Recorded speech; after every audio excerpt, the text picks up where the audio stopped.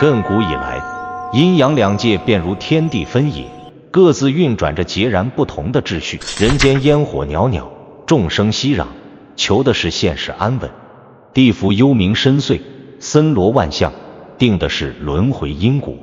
在这阴阳交汇之处，传说地府大门前悬挂着一幅神秘莫测的对联，自天地初开便已存在，历经无数岁月的洗礼，始终散发着令人敬畏的气息，堪称三界至宝，蕴藏着天地间最深奥的玄机。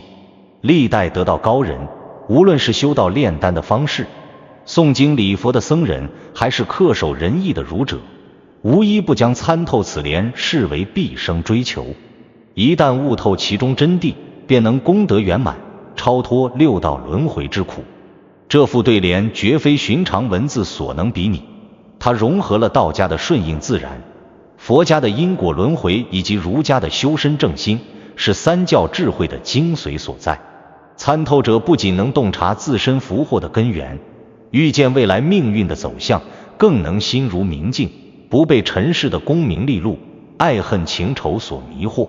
东晋葛洪在《抱朴子》内篇中记载，冥府门额刻有玄文，明心见性者得入唐代大唐西域记一题集，明王殿门连文悬挂，能参透者万劫不复。宋代夷坚志中载，居士王德明死而复生，言冥府对联妙不可言，参透者得道成仙，迷失者六道轮回。明代清异录中记述，明王殿前对联一副，参透者能明心见性，了悟因果。这些古籍中的只言片语，虽未详细描述对联的内容，却为其增添了无尽的神秘色彩，引得无数世人好奇不已，究竟是何种神奇对联，能够揭示人世间福祸轮回的奥秘？世人又当如何才能参透此联中蕴藏的一生因果？在江南烟雨笼罩的小镇青云县，有一位名叫李明德的秀才，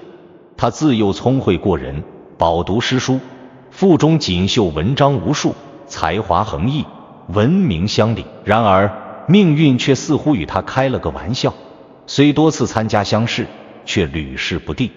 每次怀揣着满心的希望踏入考场，又带着失落与沮丧黯然归来。这一年乡试放榜之日，李明德早早便来到了榜单前，他的目光在密密麻麻的名字中急切地搜寻着，心跳如擂鼓。然而直到将榜单看了一遍又一遍，始终未能找到自己的名字。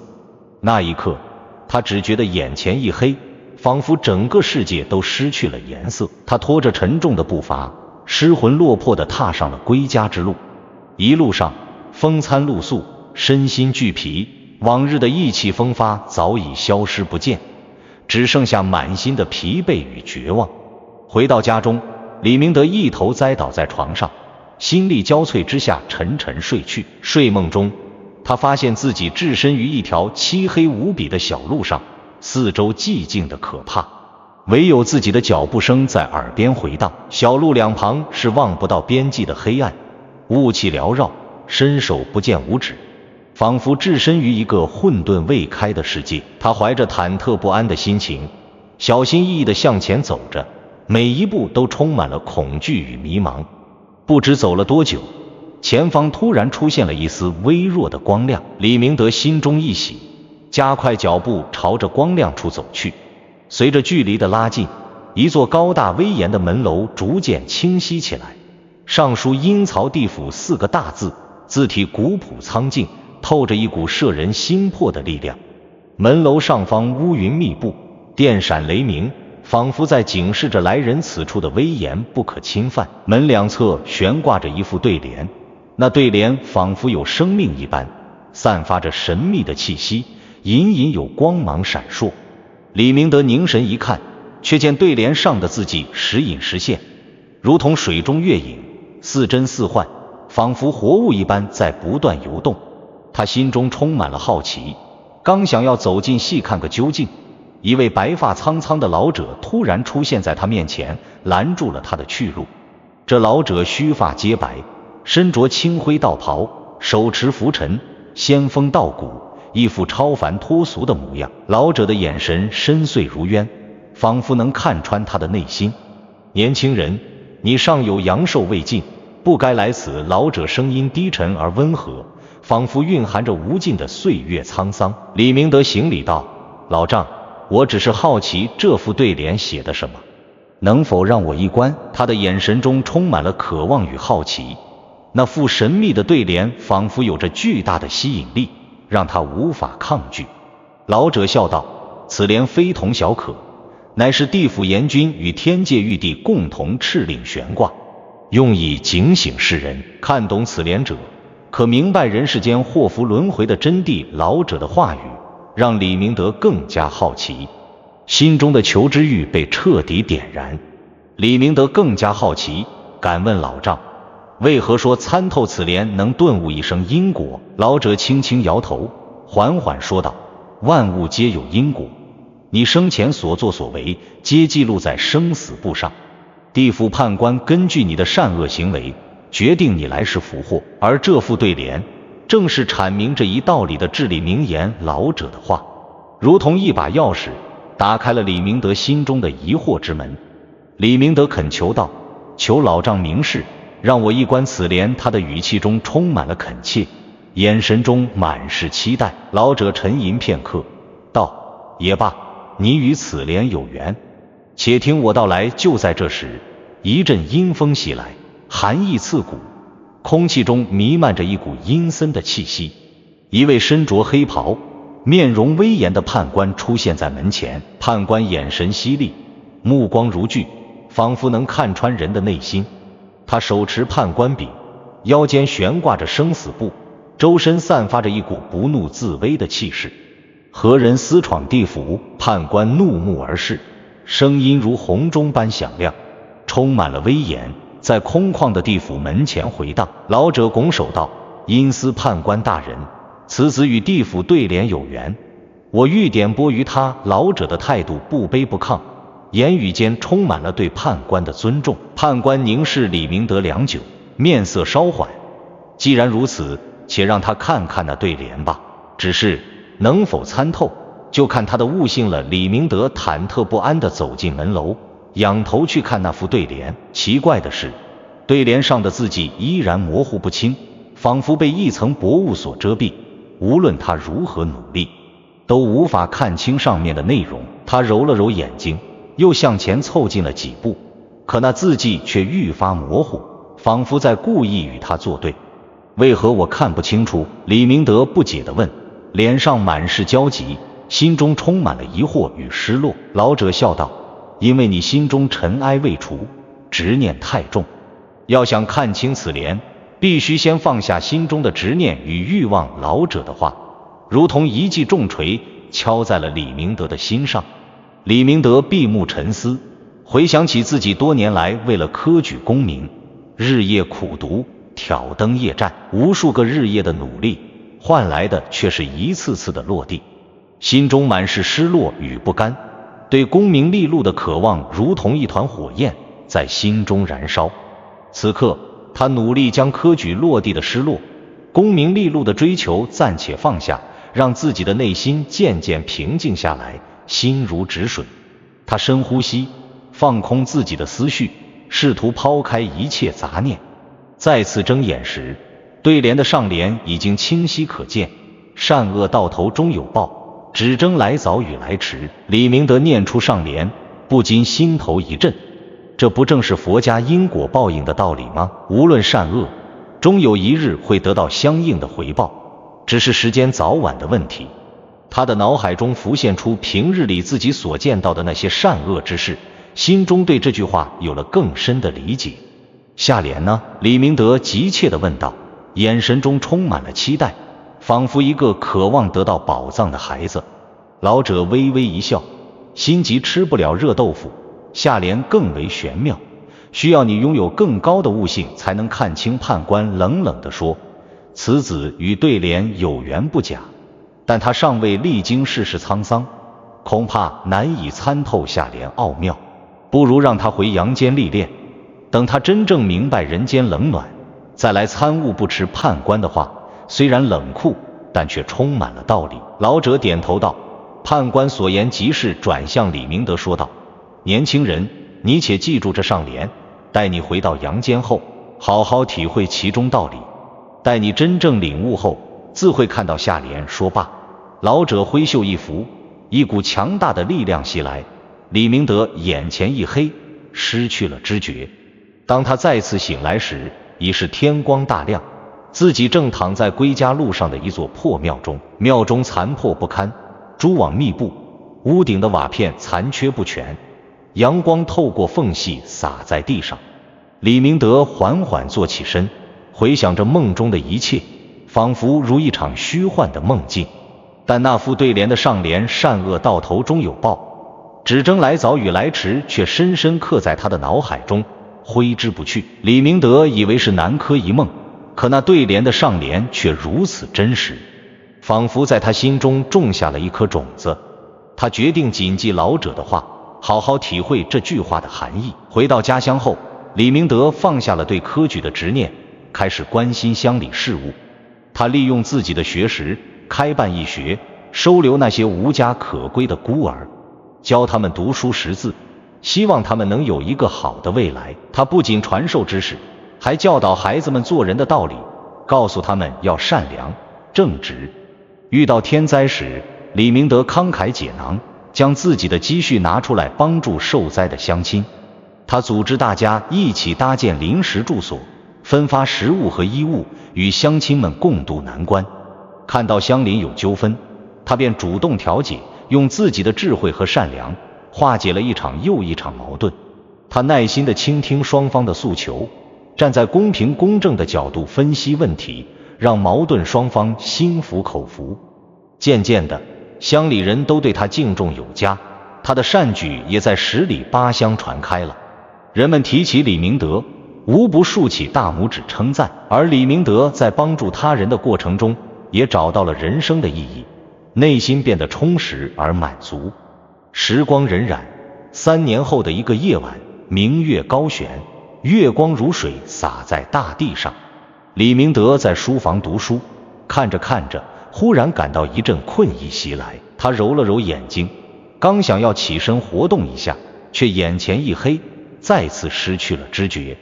当他再次睁开眼睛时，发现自己又来到了那座地府门前。这一次，周围的一切似乎都与上次有所不同，空气更加阴冷，雾气更加浓重。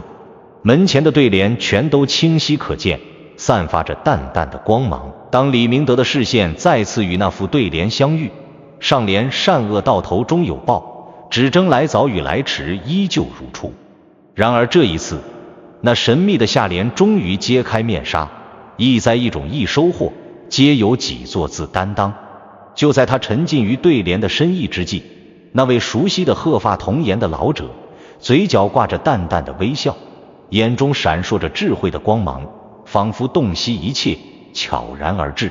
你能踏入此境，再次相逢，证明你已触摸到上联玄机的门槛。老者声音温和而坚定，如今这对联的全貌已为你展开。李明德恭敬的行礼，多谢老丈指点。这3年来，我依照上联的道理行事，渐渐明白了因果报应的道理。他的语气中充满了感激，眼中满是对老者的敬意。老者点头道：不错，上联告诉世人，善恶终有报应，早晚而已。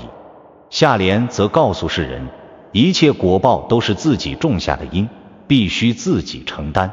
这副对联揭示了人世间福祸轮回的根本规律。李明德认真地思考着这副完整的对联，善恶到头终有报，只争来早与来迟，意在一种易收获，皆有几座字担当。他感觉已经有所领悟，却又觉得还差最后一层窗户纸未捅破。他皱着眉头，在心中反复琢磨着对联的含义，试图找到那关键的一点。老者凝视着李明德，此联奥妙非同小可，此联乃3界至宝。参透者不仅能洞察自身福祸来源，更能预见未来命运走向，从此心如明镜，不被尘世迷惑。关键在于字字，老者郑重说道，目光如炬，仿佛能穿透人心。对联下联中的皆由己作字担当，这个字自是整副对联的点睛之笔，也是千百年来无数修行者苦苦寻求而不得的天机。李明德沉思片刻，恍然大悟，我明白了，因果不在他人，而在自己。所有的福祸轮回，都是我们自己种下的因，也必须由我们自己去承担果报。他的眼神中闪烁着智慧的光芒，心中豁然开朗，仿佛打开了一扇通往真理的大门。老者欣慰地点头，正是如此。很多人明白善恶有报的道理，却不愿承认这一切都是自己的选择所致。他们常常怨天尤人，将不幸归咎于他人或命运，却不知道这正是未能参透因果之道的表现。判官走上前来，沉声说道：此联真意不仅仅是告诫世人善恶有报这么简单，其深层含义是教导世人如何正确看待自己的人生。每个人都是自己命运的创造者，而非命运的奴隶。判官的话字字珠玑，发人深省。老者补充道：参透此联者，便能顿悟一生因果。所谓顿悟，不是一下子明白所有的道理，而是在心中建立起正确的因果观。明白了因果规律，就能在日常生活中做出正确的选择，避免恶因，种下善因，从而改变自己的命运。李明德若有所思，那么这副对联与轮回有何关联？他心中充满了疑惑，渴望得到更多的解答。判官解释道：轮回不仅仅是佛家所说的六道轮回，更是指人生中的起起落落，悲欢离合。人生如同车轮，有高有低，但无论经历何种境遇，都是由自己过去的行为所决定，也将影响未来的命运。老者点头道：正是这个道理。参透此联的人会明白自己当下的处境都是过去行为的结果，而未来的命运则掌握在现在的行为中。知道这一点，就能以平常心看待生活中的顺境与逆境，不会因为一时的成功而骄傲，也不会因为暂时的失败而沮丧。李明德恍然大悟，所以参透此联的关键，不是简单的知道因果报应的道理，而是要深刻理解自己对命运的主导作用，从而在日常生活中做出明智的选择。正是如此，老者赞许地说，多数人知道善有善报，恶有恶报的道理，却不知道这一切都是自己种下的因。他们常常沉浸在抱怨与怨恨中，却不知道这样只会种下更多的恶因，导致恶性循环。判官补充道：地府中最常见的就是这类人，他们生前不明因果，死后依然不解其中奥妙，因此在六道中不断轮回，无法解脱。老者指着对联说：这副对联之所以悬挂在地府门前，就是为了警示亡魂，也是为了点化那些有缘人。懂得了因果，就能超脱轮回；明白了自作自受，就能掌握命运。李明德虔诚地跪拜道：多谢老丈与判官大人指点，我终于明白了这副对联的真正含义。他的心中充满了感激与敬意，对两位的指点铭记于心。老者和蔼地说：你能够参透此联，说明你与道有缘。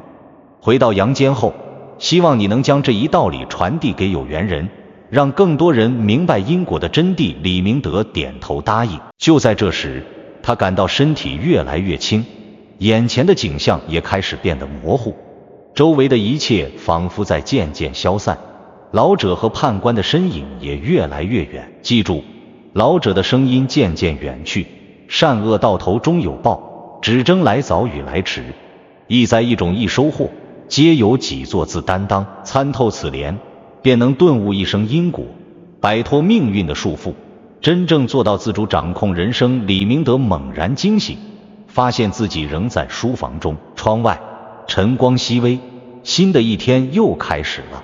阳光透过窗户洒在他的身上，温暖而明亮。他感到心中豁然开朗，仿佛卸下了一直以来的重担。从那以后，李明德不再执着于功名利禄，而是专注于弘扬善道，帮助乡邻。他常常向人讲述那副地府门前的对联及其中蕴含的道理，用自己的亲身经历引导人们正确看待因果，明白自己才是命运的主宰。他的故事在当地广为流传，越来越多的人开始领悟到因果的真谛，变得善良、宽容。整个青云县的风气也越来越好，邻里之间和睦相处，互帮互助。多年后，李明德寿终正寝，临终前，他对弟子们说：人生在世，切记善恶到头终有报，只争来早与来迟。意在一种易收获，皆由己作自担当。明白这个道理，就能参透人生的真谛，活出真正的自己。说完，他安详地闭上了眼睛，脸上带着满足的微笑。传说李明德去世后没有进入轮回，而是因为参透了因果之道，得以超脱六道，成为一名真正的得道者。他的故事也被载入古今轮回录。参透地府对联者，能够明白因果规律，看清自己在命运中的主导作用，从而在日常生活中做出正确的选择，最终达到顿悟的境界，超脱轮回之苦。这副神秘的地府对联，如同黑夜中的明灯，照亮了人们寻找人生真谛的道路。它所蕴含的智慧，跨越了时空的界限，将永远流传于世，警示着一代又一代的世人，引导他们在人生的道路上坚守本心，种下善因，收获善果，掌握自己的命运，达到身心安宁的境界。如果你喜欢佛学内容，记得点赞和订阅，不错过每一次深刻的分享和启发。让我们一起探索佛法的智慧，